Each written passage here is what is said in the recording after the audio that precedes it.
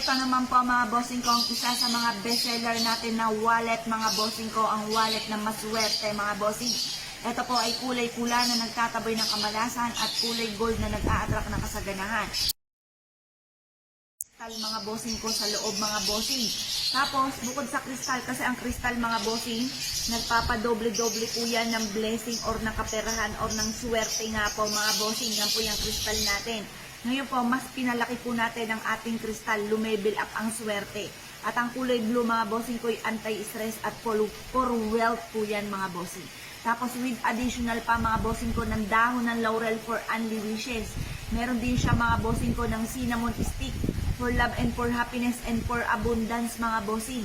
With additional pa mga bossing ko ng sandugok mga bossing ko na swerte sa negosyo, swerte sa pera, swerte sa mga mananaya. With additional pa mga bossing ko ng clove mga bossing ko for abundance.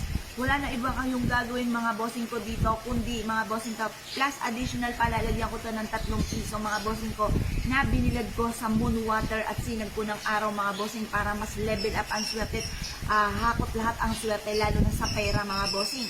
Ngayon pa mga bossing, wala kayong ibang gagawin, kundi maglagay, halimbawa ikaw ay nag-abil nito, yung unang-unang pera po ninyo na matatanggap sa araw na yan na na-receive nyo po ito, ay ilagay nyo po dito at huwag nyo itong gagastusin.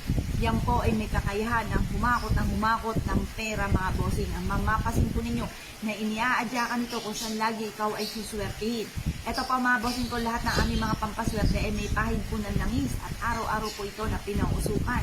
May kalakit din po ito na panalangin na sisikliglig at umaapaw at napakaraming blessing ang dumating kung sino man ang mga bossing na gagamit sa aming mga pampaswerte.